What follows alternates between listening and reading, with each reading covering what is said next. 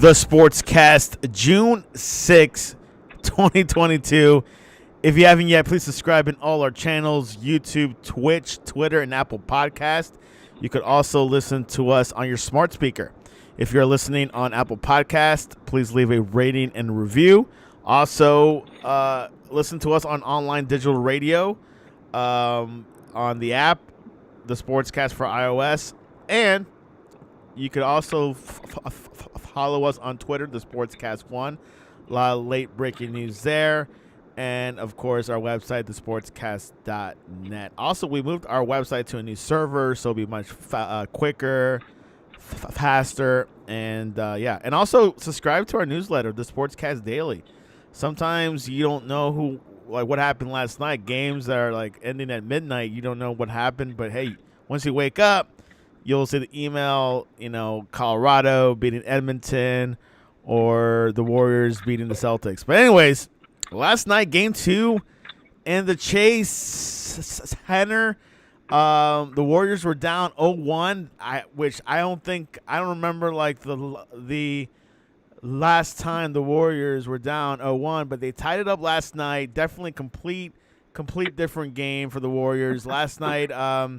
It was quite crazy. Anyways, to rehash this, Ryan Christa, welcome back to the Sportscast. Santiago, it's good to be here. Must win by the Warriors last night. They took care of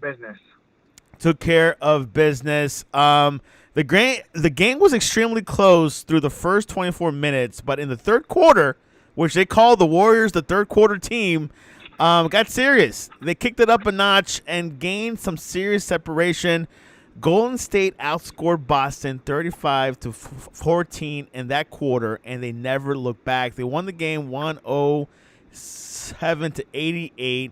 Steph Curry with 29 points, 6 rebounds, and 4 assists, while Jordan Poole, Jay Pools, added 17 points off the bench, and the Warriors forced the Celtics 18 turnovers. Ryan, your thoughts over last night's Game 2 rematch?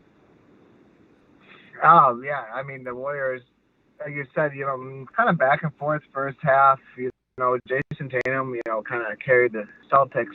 I really think the strategy, Steve Kerr, it's kind of one of those things where you let Jason Tatum go one-on-one, and if he scores and makes tough shots, let it happen, but don't double team and leave these guys wide open. I think that's what happened last game. They continue to leave, Al Horford, Jaylen Brown, Derek White open for threes, and they were cashing it. So I think last night, the Celtics, kind of let Jason Tatum have, a little more free roam of the court with the ability to, taking away his playmaking ability in sense of, if he's attacking, he's not attacking to dish off, he's attacking to score. So that was a big difference, And then also, the rival back of Gary Payton, to the lineup. What a, defensive, energetic guy out there. I really thought the second team in the third quarter is really what separated the Warriors. Jordan Poole, Payton, they really just catapulted this team, You give them the energy, and they really just finished off the Celtics in the last, 6 minutes of that third quarter. And like you said, and it was done. It was over. It was kind of like, I feel like, they looked themselves in the mirror, it was a close halftime score, and they just, it's kind of, we can't come back in this locker room down 0-2 or this series is over. So, good adjustments by Steve Kerr. I think the Celtics also got distracted, Draymond Green. It didn't really affect the scoreboard very much. It kind of got in the head of the Celtics. Even as head coach Ime Udoka got called for a technical when he got distracted by Draymond Green. So you can't let those things get in your head, when you play the Warriors. So, revamp, go ahead Wednesday night. It's a 1-1 series. Like I said, I think the last time we talked, as long as the Celtics got one game, they would feel pretty good about this series. And that's, they accomplished that, the first night. So last night it kind of had an appearance of, a no-lose situation. Only, I think that allows Fair to, lead the turnovers and not playing that disciplined basketball they played in game one.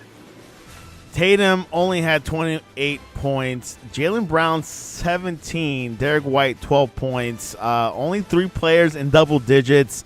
Al Horford, 2. Robert Williams, the third, 2 points. Marcus Smart, 2 points. Grant Williams, 6. Pritchard, 4 points. Aaron Nesmith with 4 points. Ryan, what does the Celtics need to do to turn things around and maybe lead the series 2-1 after this Wednesday? Last game, 4 out of 5 starters scored in double figures. Another double-figure score in Derek White off the bench. Like I said, the last game, you got 26 points from Al Horford in game 1, 2 points. That's a big difference, losing 24 points from someone like Al Horford. But that's just, Al Horford's role. He's not going to be a 26-point game scorer, You're probably looking hopefully somewhere in the middle, the 15 to 16-point range for Al Horford every game. So you got to meet him in the middle there. Role players got to step up, but typically role players do play better at home, so we'll see what happens, for those other players besides Brown and Tatum for the Celtics. The Warriors, of course, were on fire. Steph Curry did not get 40 points, but 29 points. Jordan Poole, 17. Wiggs, 11. Kevin Looney, 12. Draymond Green went from 4 to 9 points. Even we saw Nemja Bjelica, 6 points. What made the difference for the Warriors this time around, Ryan? The same thing I said about the Celtics role players not stepping up, the Warriors role players stepped up. They didn't need a Superman performance from Steph. Clay even had another below average game for him. 11 points was average at best. Yeah. So when everybody steps up and does their job, the definition of this Warriors team is incredible. And I think that might be the separation of the series. If they continue to get the role players to step like that, it's going to be tough for the Celtics to win 4 games. Are we seeing the formulation? Do you still need to see more from these two teams? Like, hey, we don't know the winner. Can you point out a winner from this point, from this second? We got a game plan for both teams how they need to win. They need, they need the. I think both teams. You want to contain Jason Tatum, you want to contain Steph Curry, but who else around those two players is going to step up? Be the supporting cast. Like I said, the Warriors' depthness, they just keep on coming and coming. They have players off the bench who haven't played yet, who have the ability to come in, Kuminga or Damian Lee. We haven't seen these players yet. They got the ability to, if they need to reshape the lineup. So, incredibly depth for this Warriors team. It'll be interesting, in off season, what they're going to do to keep this kind of core together. Let me repeat my question. Is it anyone's series, Ryan, right now? Go back to that. No, not yet. You haven't seen you pretty much haven't seen enough yet. You have to see a little bit more sample size. I saw a tale of 2 games. That is enough to say that I don't see the winner yet. Because when the shift's in there, when you shift cities, we'll see what type of home impact the Boston has. There was a little bit of a scuffle with Draymond Green and I believe Marcus Smart. Correct me if I'm wrong. Will we be seeing more? Jaylen Brown, I think. Yeah, Jaylen Brown. Will we see more scuffles? Is this a strategy from either side, or does Draymond Green need to get his head straight and not be getting involved with technicals? I think he knows his goal is to kind of get people out of sorts, and he's going to push the limits. I had a little bit of a frustration. So Draymond Green picks up another early double technical earlier in the game, and then there comes a scuffle, which he obviously deserved another double technical for. But in the light that he received a double technical earlier, he didn't get kicked out of the game.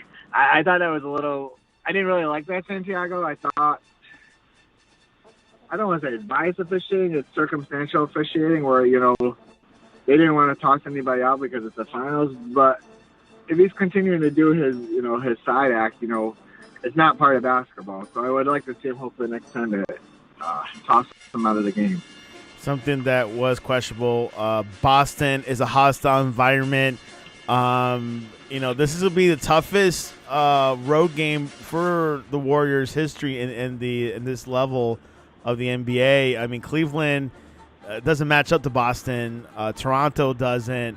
Are the Warriors up for a surprise? A tough arena to play in. Ask Kobe Bryant. He says shooting those shots and those buckets are really tough. Are the Warriors ready for this?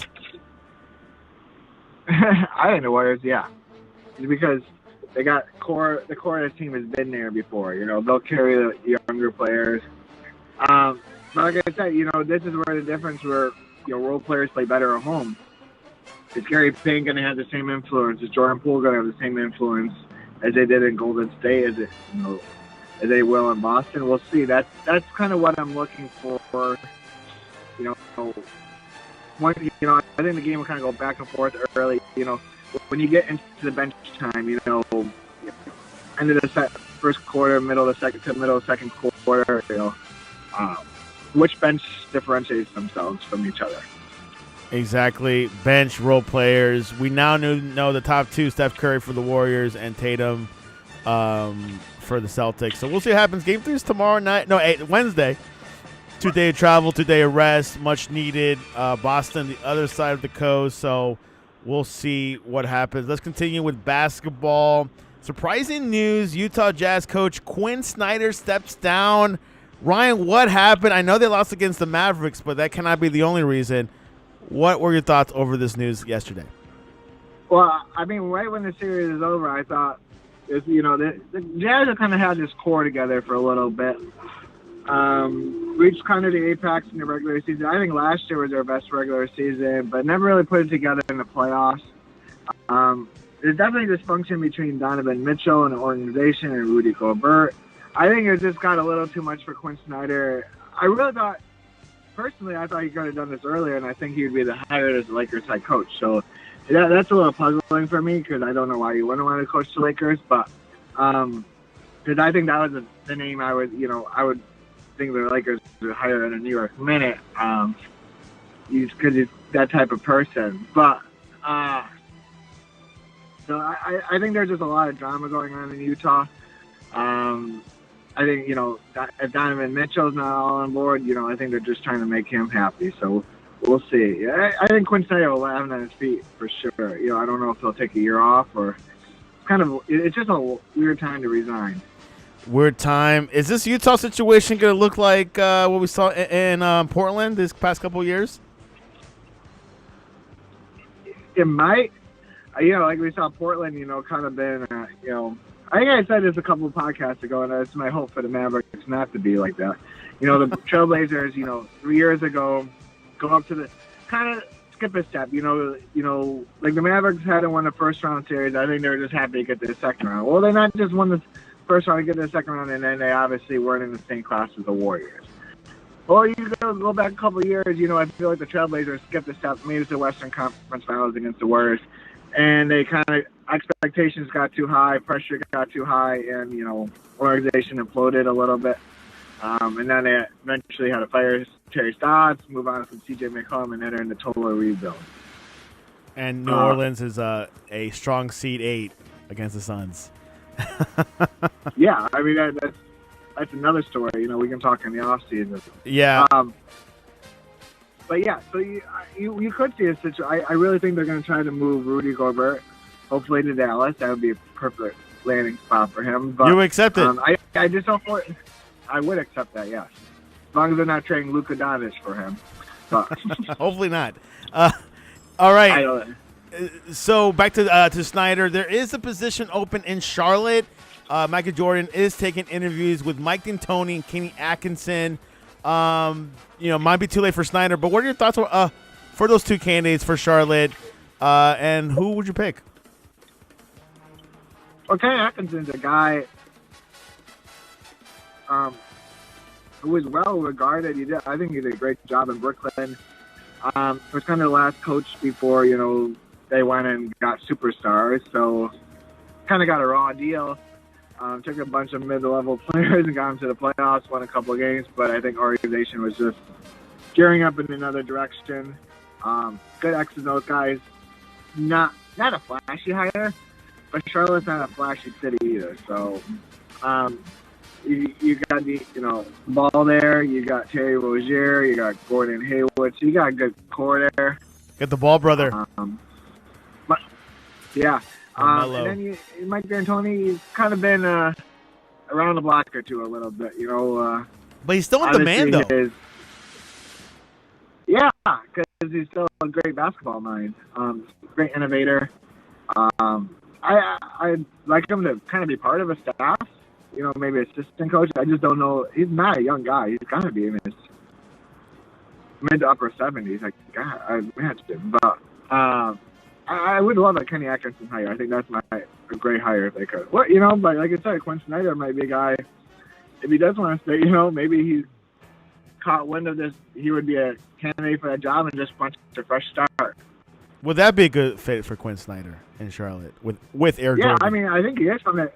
I think he is from that area. I mean, he was a Duke graduate. I think Quinn Snyder is a heck of a coach and kind of be a fit anywhere. Ken Atkinson was previously a coach for the Brooklyn Nets, another organization that is looking for answers there as well.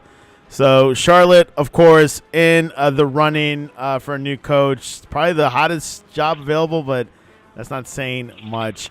Let's go into the NFL. Looks like they might decide the Broncos ownership this afternoon, Ryan. What are your thoughts and what have you heard? It looks like it's going to be the heir of one of the Waltons. I think his name is Rob Walton.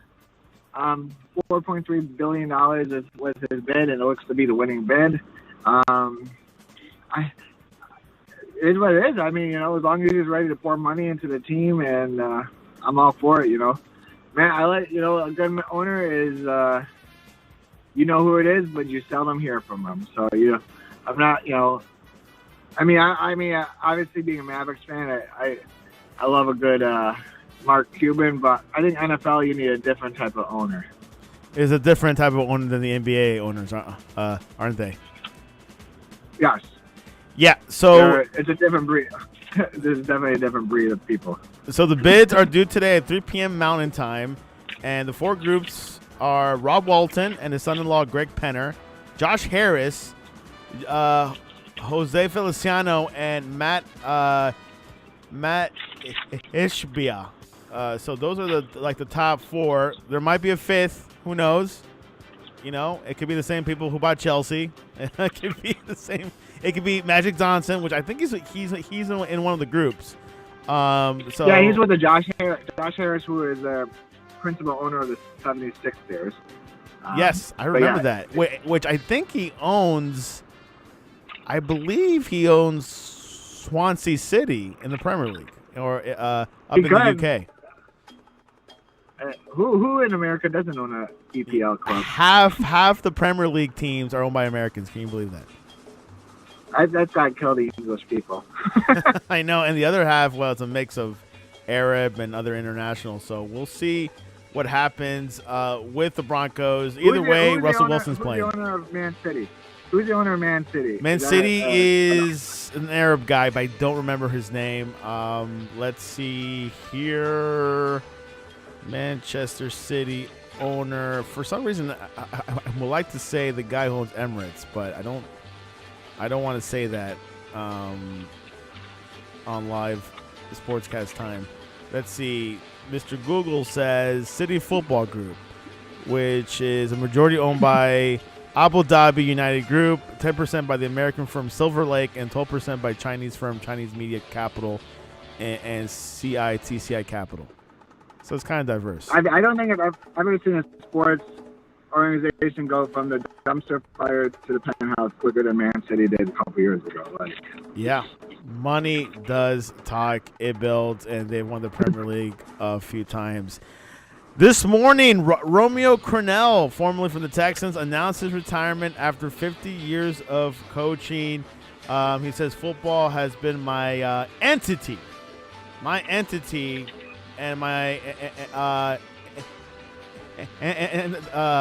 his life, and it's been a dream come true to coach for 50 years. It's a long time. There's so many friends to thank who have helped me and supported me throughout my career. He thanked the New York Giants, Patriots, Jets, Browns, Chiefs, and Texans for allowing him to contribute to the game that I love so much for long. Ryan, your thoughts, and what's your best memory of Romeo Crennel? I just remember him being just a solid defensive mind. Kind of, was one of the first coaches that came out of the Bill Belichick coaching tree. Had some early success with the Browns back in the day. I think when they had a guy named Derek Anderson as quarterback, and then they drafted Brady Quinn, had high expectations, never really evolved. I think wherever he was there, his defenses always were well coached. They played hard. I don't know if he was ever, whoever he thought of as genius, but I think just a solid football guy.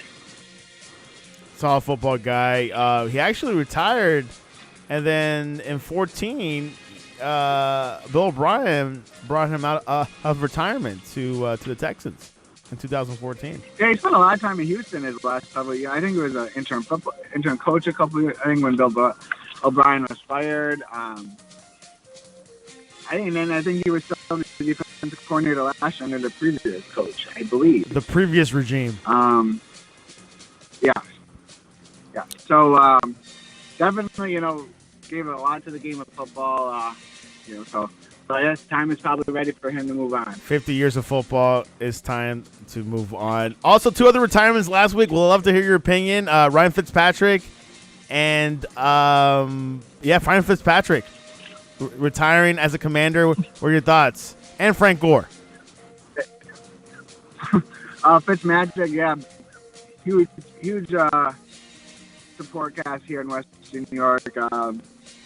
One of the beloved Bills during a time of sadness in Buffalo, I guess, with when the Bills, definitely when their absence in the playoffs, it's kind of the guy was always making things interesting because he could keep you in the game with his arm, with touchdowns. We also could keep the other team in the game with interceptions.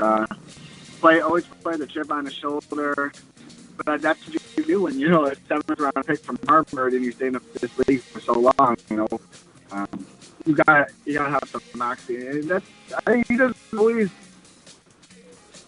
made the game fun. But never really took his team to the next level. He just was always got his team to the point of making playoffs. I think with the Jets he was close, with the Bills he was close. The Dolphins kind of got a bad deal with the Tua at the end, but that's football, and Commanders, he got hurt last year, so it's what it is. But kudos to definitely an overachieving career for Ryan Fitzpatrick. Frank Gore, what a tough runner, hard-nosed. I think he was hoping to play a couple more years to play with his son, Frank Gore Jr., but just never really worked out. The demand for an older running back isn't really there. But a lot of great years with the 49ers,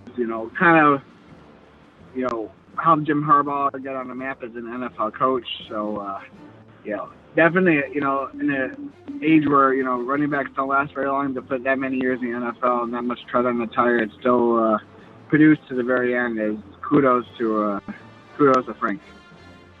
Frank Gore retired as a Niner for a day. Pretty short and sweet, but a bitter moment for Frank, one of the great running backs, great Niner. So we'll see what happens. Looks like late breaking news: Garoppolo, I believe, will not be participating in mini camps. They're going to delay it, but there is rumors he might get traded. Your thoughts on that? He's definitely going to get traded. I feel like it's just a matter of if it's going to be. Because he just had shoulder surgery, so I don't think he'd be able to participate in OTAs. Correct. I think he's just not going to be there, which is kind of an indication that he doesn't really want to be there anymore, maybe, Yeah, he's wants to move on. It's a weird situation. They drafted Trey Lance, one of their first picks in the draft last year. And it's just uncomfortable knowing that this guy's going to always be in, your shadows, whether it's this year or next year. So he's probably just trying to put a bug in the Niners' ear. If you've got a chance, please trade me. There you have it. Something is brewing in San Francisco. We'll see where he lands, where he goes. A couple of teams need quarterbacks. It could be Carolina. I don't think Seattle. I think he's the guy. Yeah. I think he and Baker Mayfield are going to get traded once you see injuries happen, once really training camp starts, and should be a summer splash of news. Yeah. The finale. I definitely if Jimmy Garoppolo is healthy, he's going to play. Baker Mayfield will never play for the Browns again. And lastly, Ryan Christa, do you think Justin Herbert is in the top 10 NFL quarterbacks right now in the league? Yeah, because he's that type of. Yeah, I wouldn't put him in the top 5. I put him probably right around 10. Because I think he takes an average team, an average talent level, and makes them better. And that's even without even making the playoffs. So I think he gets to the next level. But, this will be a truth. There's no easy games in AFC West anymore, Santiago. It's going to be brutal. Brutal AFC West. You're going to have a good quarterback not make the playoffs this year. That is correct. Division. Looking forward to it. You're going to have a good team that's not going to make the playoffs. If they all beat up on each other, there could be multiple teams that don't make the playoffs in that division. AFC West will be in a lot of the primetime games. And I'm waiting for your text, though, Santiago. It's almost every year you ask me when the Chiefs lose an early season game, is it AFC West in play? And I will say this year, yes, it is. It is already. You just say no, it's not. Yeah. We got to put you and Jeff on a show together and talk about the AFC West. Yeah. Yeah. Then you can get Tyler. Talking about. That's right. Tyler is a Charger fan for some reason.